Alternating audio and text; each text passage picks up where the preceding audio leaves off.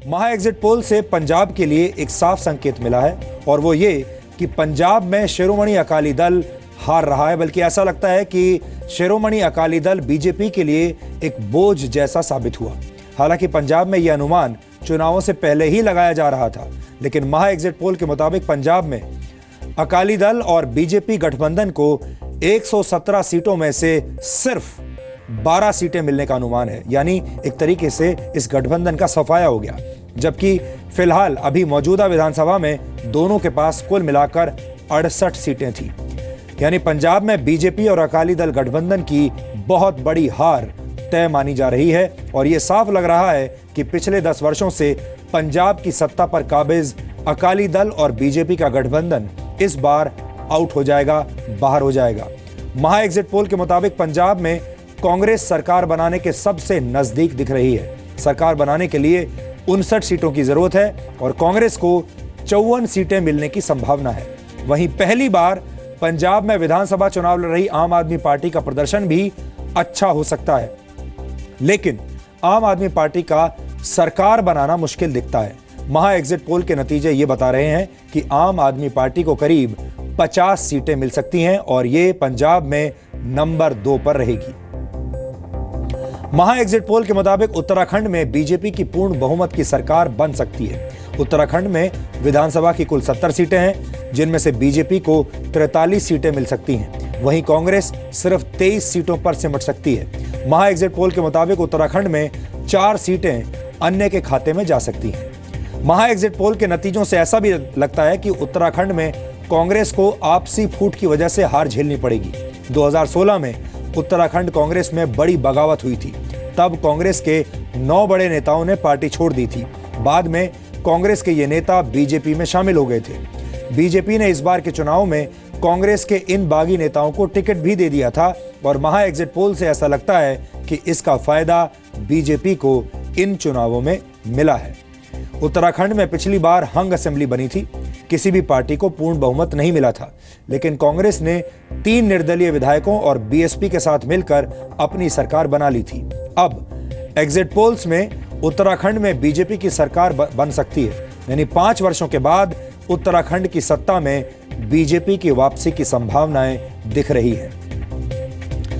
गोवा और मणिपुर में भी बीजेपी के लिए शुभ संकेत है। मणिपुर में विधानसभा की 60 सीटें हैं और आज के एग्जिट पोल्स के नतीजे ये बता रहे हैं कि मणिपुर में बीजेपी सबसे बड़ी पार्टी बन सकती है। बीजेपी को 30 सीटें मिलने का अनुमान है। वहीं पिछले 15 वर्षों से सरकार चला रही कांग्रेस को 20 सीटें मिलने का अनुमान है, जबकि अन्य को 10 सीटें मिल सकती हैं। और अगर गोवा की बात करें तो गोवा में विधानसभा की 40 सीटें हैं, जिनमें से बीजेपी को 21 सीटें मिलने का अनुमान है और कांग्रेस को 11, आम आदमी पार्टी को सिर्फ 1 और अन्य दलों को 7 सीटें मिलने का अनुमान लगाया गया है। यानी एग्जिट पोल्स वाले T20 मैच में तो बीजेपी ही जीतती हुई दिखाई दे रही है। यह बड़ा एंटरटेनिंग मैच था अभी तक का।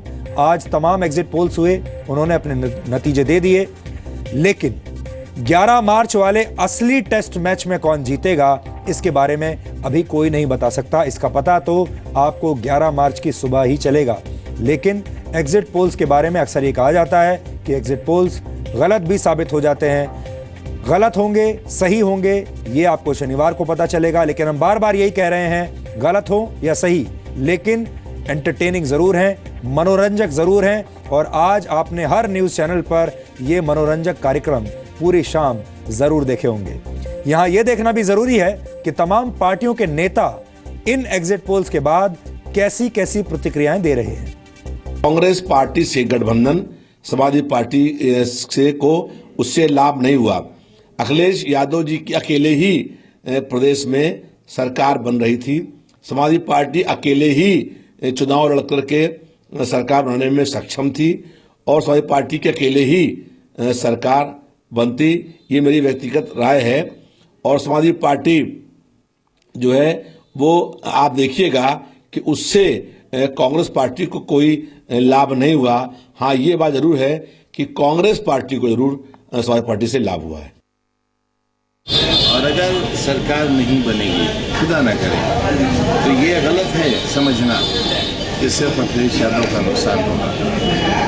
नुकसान पूरे उत्तर प्रदेश का होगा और जो लोग भी इस नुकसान के लिए जिम्मेदार होंगे प्रदेश उनसे हिसाब लेगा। जो एग्जिट पोल्स आ गए हैं उससे साफ हो गया है कि उत्तर प्रदेश के अंदर भारतीय जनता पार्टी की सरकार बनने जा रही है।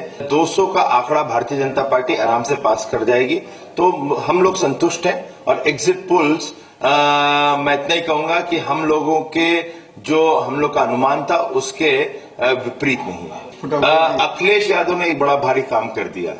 हम लोग कहते थे कांग्रेस मुक्त, और उत्तर प्रदेश तो हम लोग जरूरी कहते रहे, 2 सीटें भी आ गई थी उनकी 2014 में। अब 403 में अखिलेश यादव ने उनको 105 सीट दी। इसके मतलब 75% जगहों पे कांग्रेस का कोई कैंडिडेट नहीं रहा, तो 25% में सुकड़ गई उत्तर प्रदेश में। तो 75% यूपी मुक्त कांग्रेस अखिलेश यादव ने कर दिया, उसके लिए मैं उनको धन्यवाद जरूर दूंगा।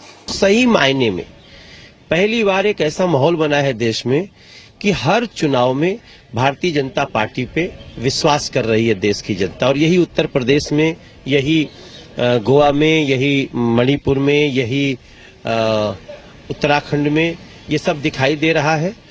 तो पंजाब में रिपोर्ट जो आ रही है, अब देखेंगे कि एग्जिट पोल ये है, बाकी एग्जैक्ट पोल क्या होता है। लेकिन मैं खुश इसलिए हूं क्योंकि मुझे पूरा विश्वास है ये एग्जिट पोल एग्जैक्ट पोल होगा। देखिए, एग्जिट पोल का मुझको बिहार चुनाव का नतीजा है। अधिकांश जो सर्वेक्षण आए थे उसमें जेडीयू, आरजेडी और कांग्रेस का गठबंधन जो श्री नीतीश कुमार के नेतृत्व में था उसको पीछे दिखाया गया था। मुझे आशा ही नहीं बल्कि विश्वास है कि गैर भाजपा ताकतें सभी राज्यों में बीजेपी को हराने में कामयाब होंगी। उम्मीद है कि आपको ये एग्जिट पोल्स मनोरंजक लगे होंगे और इन्हें देखने के बाद आपकी कुछ जिज्ञासा जरूर शांत हुई होगी। डीएनए में फिलहाल एक छोटे से ब्रेक का वक्त है। इस ब्रेक के बाद हम इस महा एग्जिट पोल का निष्कर्ष निकालेंगे और आपको आसान भाषा में यह समझाएंगे कि नरेंद्र मोदी, अखिलेश यादव, राहुल गांधी और मायावती के लिए इन विधानसभा चुनावों के नतीजों के असली मायने क्या हो सकते हैं, किसके लिए क्या फायदा होगा और किसके लिए क्या नुकसान हो सकता है, और किन किन बातों का डर इन तमाम नेताओं को इस वक्त सता रहा होगा।